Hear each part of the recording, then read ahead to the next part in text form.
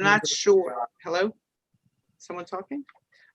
I don't think we can vote on the November 23rd minutes. I wasn't here and then we won't have a quorum.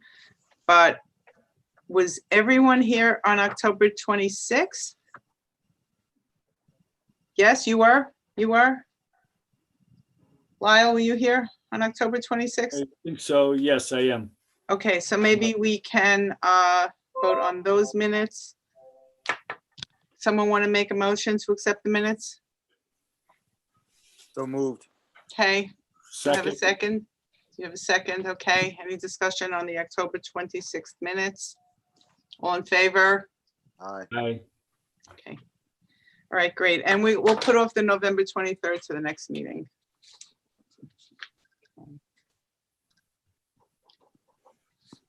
So we have openings for planning board alternates. So this is a call for people who are watching. If you would like to be an alternate to the planning board to submit some a letter to Plan Zone Board. Alana, is there a way for you to get that out? I can actually probably post something on the website about that. Okay, all right, great. All right, thank you. Yeah. And there's public comment. Is there anyone here for public comment? Okay. So we're going to close public comment. We do have a public hearing tonight, but prior to the public hearing, we're going to go through the seeker process for the 290 Old Kingston Road property. Andy, you want to help us through that? Before we do that, Adele, it's probably good for the public just to have the applicant's representative just briefly describe what the project is about so that people can understand the seeker in context. Okay, great. Patty? Absolutely. The application before the board is a lot line revision between 3 parcels of land totaling 2.84 acres.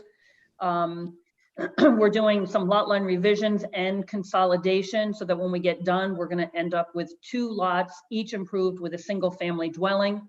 Lot number 1, the northerly lot, will be 1.08 acres in size, and the southerly lot will be 1.76 acres in size. No new construction is proposed. And basically it's just a lot line revision to have the lot lines be more conforming with the improvements that are currently constructed on the individual parcels. Okay. Thank you. Andy? Okay, so just going through the 11 questions in part 2 of the EAF. The answers are all going to be no, because the project doesn't create any additional houses, it doesn't have any land impacts at all, except moving a shed. So I'll just start with 1. Will the proposed action create a material conflict with an adopted land use plan or zoning regulation? No. Will the proposed action result in a change in the use or intensity of the use of land? No. Andy, can you hold on one second? I just want to tell the board that if you have any objections to anything Andy says, you raise your hand and we can talk about that. Okay. Sorry, Andy. Thank you. Sure. Will the proposed action impair the character or quality of the existing community? No. Will the proposed action have an impact on the environmental characteristics that cause the establishment of a critical environmental area? No.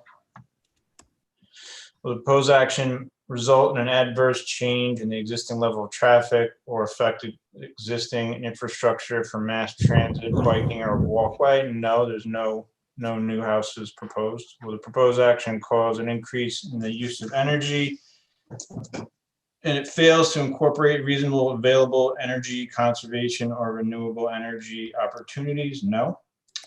Will the proposed action impact public or private water? No. Public or private wastewater? No. Will the proposed action impair the character or quality of an important historic, archaeological, architectural, or aesthetic resources? No.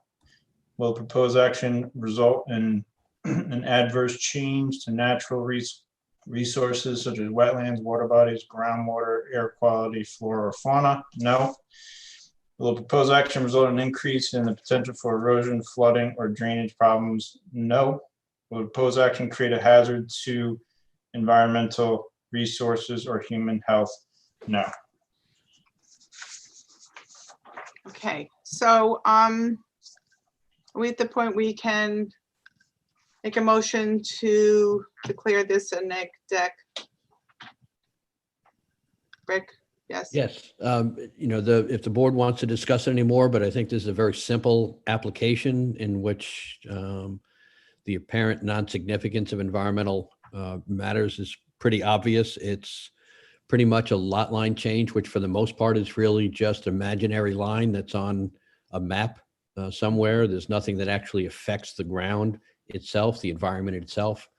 But if any of the planning board members have any questions, they can discuss it, or if they have any comments, they can discuss it. Otherwise, you can go for a vote to make the determination of significance as a negative declaration for this application. Anyone? I'll make that motion. Negative declaration. Was it 290 Old Kingston Road? Is that what it was?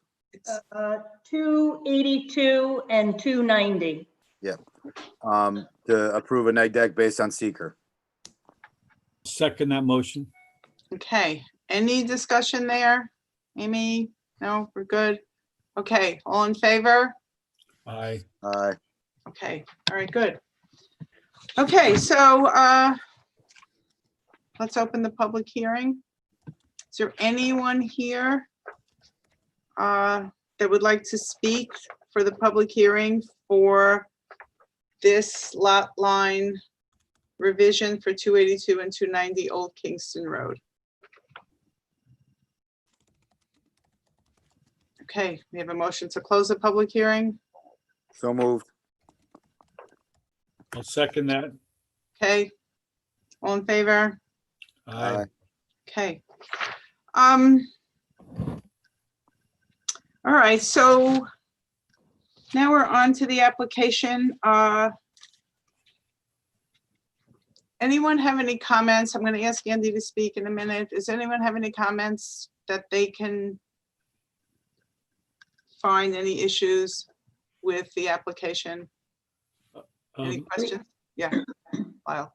Adele, I don't have any comments, but I was wondering, do we have to waive all those sidewalk and street trees and cluster, all those kinds of things, since it is a subdivision, or not?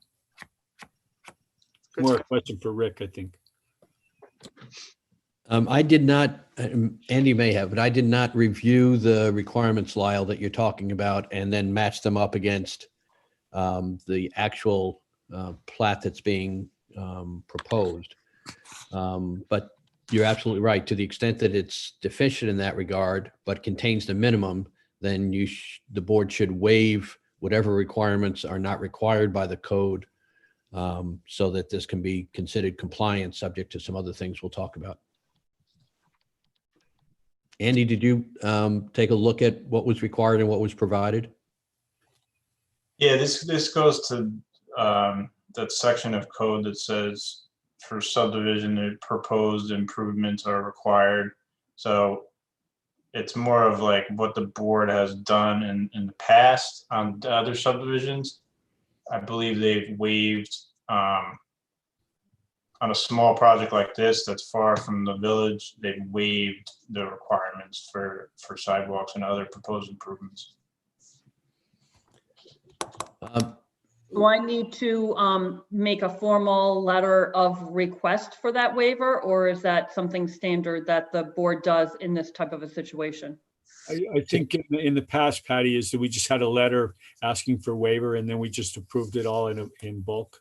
That's what I recall anyway.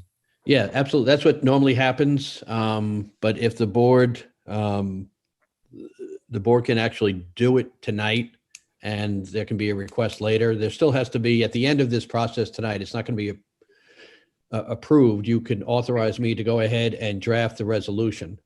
But because I think we're going to have some things changed on this, it's going to have to be in the nature of a subdivision plat with all the minimum requirements that are in the code. And what the board can do now, however, is to waive those provisions of the code.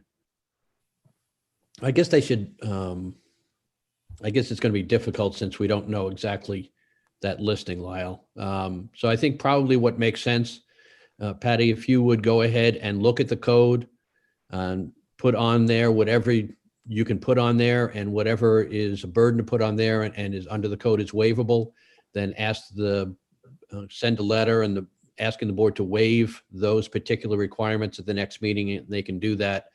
And then assuming that they do, your plat will be in form that's being approved by the board.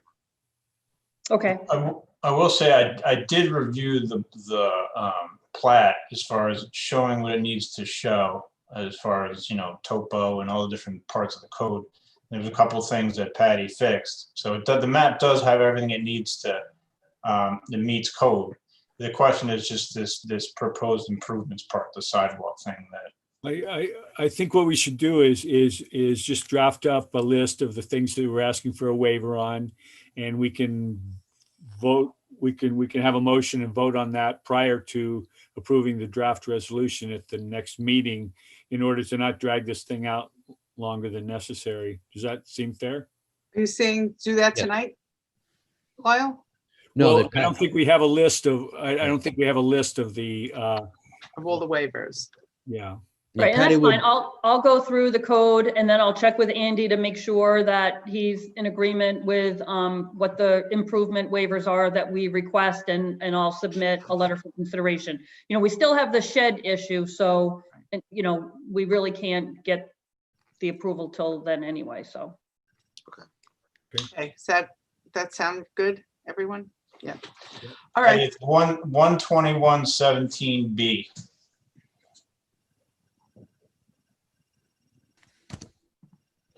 Thank you, Andy. Yep. now, so can we talk about the shed? Did anything happen? I saw the agreements. So I think from what I could see is we need to get some kind of permit if there hasn't been a permit issued for the shed, and the shed has to get moved, right? So he went to the town hall to get a permit, and Stacy said she's not going to give a permit until the lot line revision is approved. I spoke with Mr. Leibold. I misread section 140-30 of the code, and I thought we could be 20 feet off the rear yard, but that's for accessory uses that are not in a building. So once I told Mr. Leibold it needed to be 50 feet from the rear yard and that he'd have to move the shed up by the playground, he actually may just be removing the shed altogether. So we don't have a firm decision from him yet whether he's going to move it and be in compliance. Once he does one or the other, either moves it or removes it, we'll go back out into the field and revise the map to certify what the current standing is, so that he would be able to get the lot line revision approval, and then Stacy said she would give him a building permit. So if the second thing happens and he gets the shed moved to where he wants, can we approve it without him having that permit for the shed? This is like a catch-22. we can, and sometimes this happens where there is a plot rather that goes ahead and notes, for instance, there may be an encroachment of somebody's building onto one of the lots or something, or here we're talking about a shed that's not code compliant. What you would be doing in your resolution, and I'll make a note of it, is that the shed is not being approved by this board in the location that it is noted. And therefore it is simply a non-conforming structure. And that's not the planning board's issue. That will be the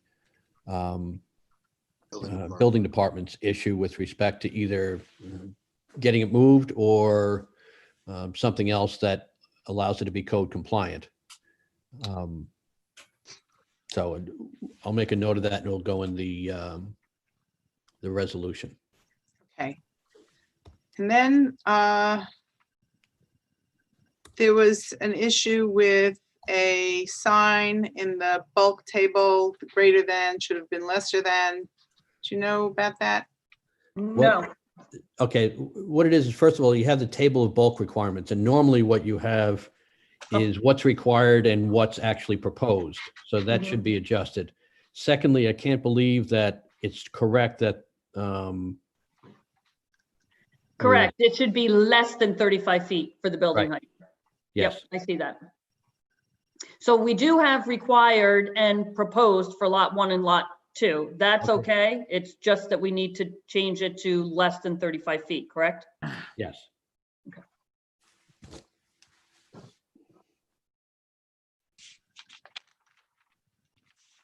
Okay, is there anything else? Andy, is there anything else? No, that was it. It's really just a couple things with the shed left, really. I have one other thing that we can make a condition of the resolution. But right now we have this easement that goes from over the driveway easement from one parcel over to the other parcel.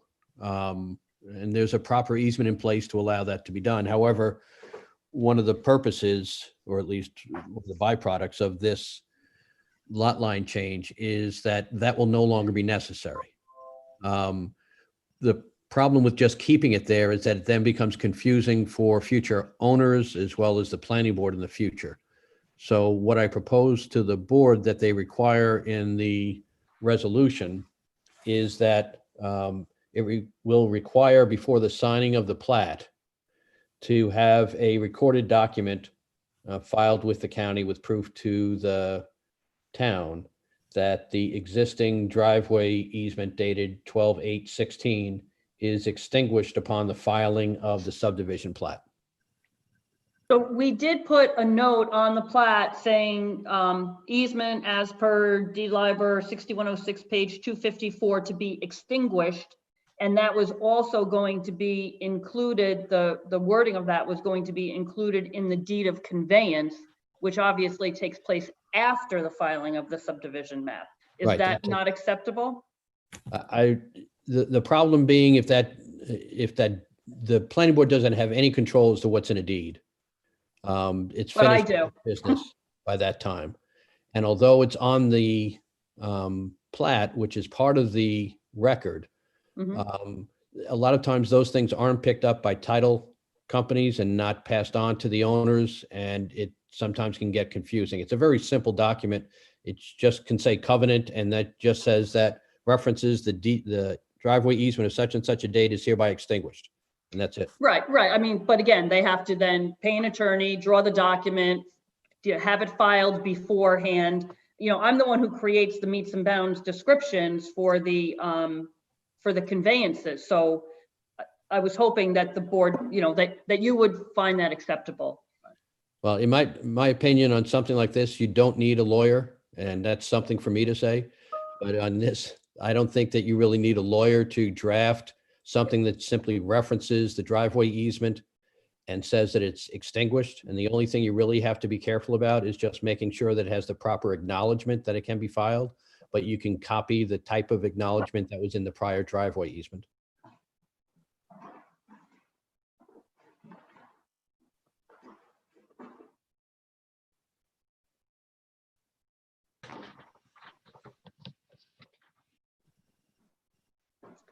Okay. Sounds like there's a little bit of work to do. We can't even vote on anything conditional right now. We're gonna wait for the waivers request. And possibly, Rick, you can put together a resolution for us to look at next meeting. Yes. And all of these other things will be cleaned up except possibly the shed. Possibly it will get cleaned up because if they remove it, there's no issue. But even if it's on there, even if the shed happens to be on there because it's still an unresolved issue as to whether or not they can get it, some kind of approval for it in its place, it's not being approved by this board. And so that's not going to be a problem. It's just as if, like I started to say before, if there was an encroachment on there, the resolution simply says that the encroachment isn't being approved by this planning board, so there's no confusion later on that somehow this resolution authorized that structure. Okay. Okay. Patty, have any questions? Anything else? Nope, I don't think so. Okay. All right. Anyone else? I think we have a short meeting. That's the end of our meeting for tonight. I think so. Shortest planning board meeting in history. Motion to adjourn. Okay. Second. Second? Second. Okay. All in favor? Aye. Aye. Aye. Night, everyone. Aye. Thank you. Thank you very much. Bye. Have a good night. Night.